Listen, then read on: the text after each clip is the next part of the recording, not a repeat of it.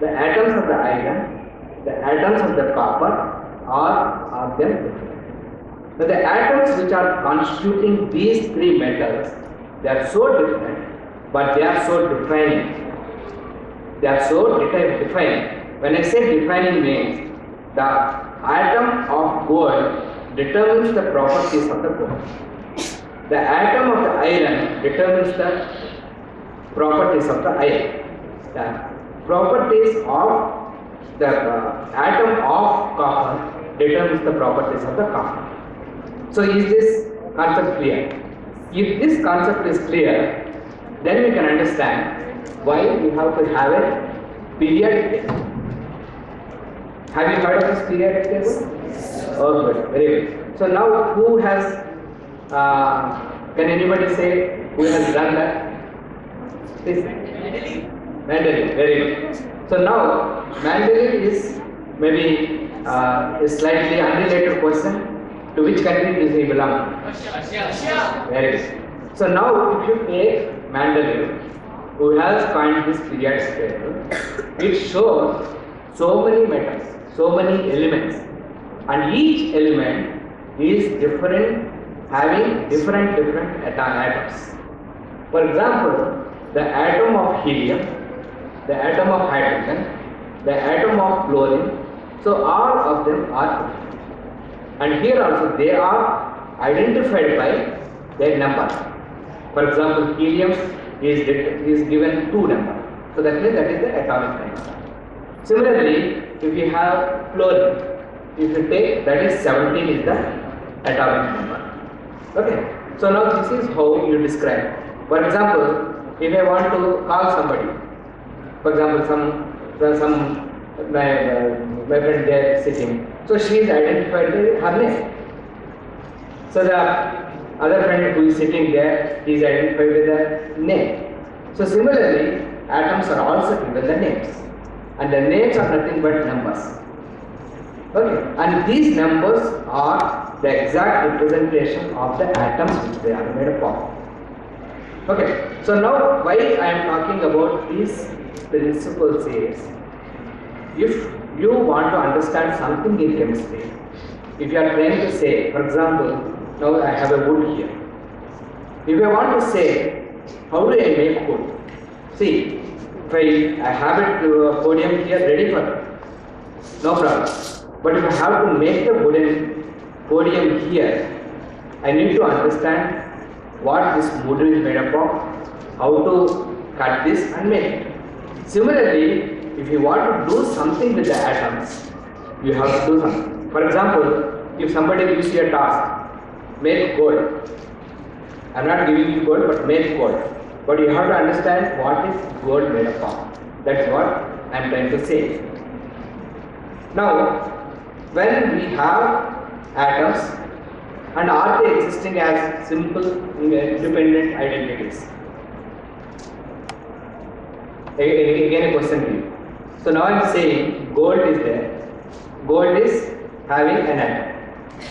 And similarly, you have some other metal having an atom. Are the atoms existing as it is, or are they doing something else? For example, now in your own class, are you sitting idle without doing anything? Or are you forming friendships around you? How many friends each one has? Maybe 1, 2, or maybe 3, or maybe 4. You are all having clusters. You are all having these. For example, if you consider all of you as atoms, you are not independently sitting. You are having an interaction with your own neighboring colleagues, or maybe some people that will be around, some people whom you like. So these clusters are what is known as compounds. For example, if all of you consider yourself as atoms, then the small groups which you make yourself around you is what is known as a compound. Okay, is this concept clear? Yeah. Still not clear? Yes, sir. Are you sleeping? Okay, so now, Participate. Listen and what? so I think we'll see, maybe some of the things maybe I'm going slightly fast because of the lack of time, and what I really want to convey at the end So, but don't try to, don't consider this as a classroom. Okay? So, you treat whatever you have and you don't have to have any formality. Just speak. And what I am saying is, you try to understand this simple principle. Then finally, when you come to the end, you understand the profoundness, the power with which you all these are made up of. So now, the compounds are nothing but the clusters which you make up. So some of the clusters, for example, their atoms are joined by chemical bonds. You have a friendship bond, right? Each one of you has a friendship with other people. So these things among the atoms, they are called chemical bonds. And some of the chemical bonds are like our friendships. Some of them are strong, some of them are weak, some of them are bye-bye or hello, bye-bye. So all this you have, right?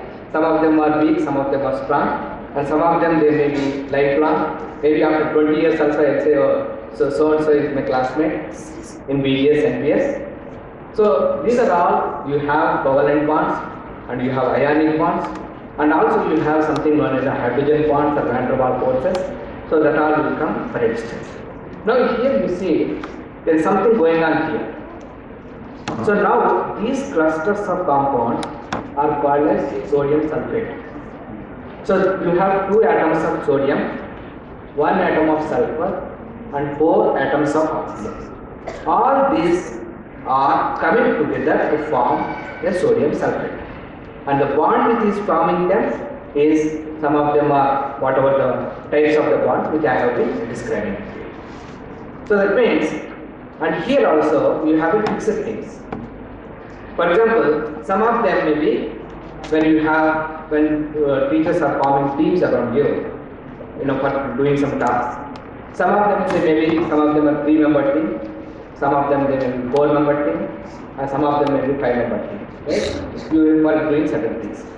Similarly, molecules and compounds also, they form a particular thing. And these particular fixed ratios, they are why? Because they differ in their nature. For example, if you have 2 atoms of water and 1 atom of oxygen coming together, it gives you a glass of water. For example, to that if you add 1 more atom of oxygen, what happens? It is no longer a water, it is hydrogen peroxide. And if you know, I think many of you know what is hydrogen peroxide, right? If something, many of you, when you have wounds, many people give you hydrogen peroxide to wash because that is a good oxidizing agent. So that is used.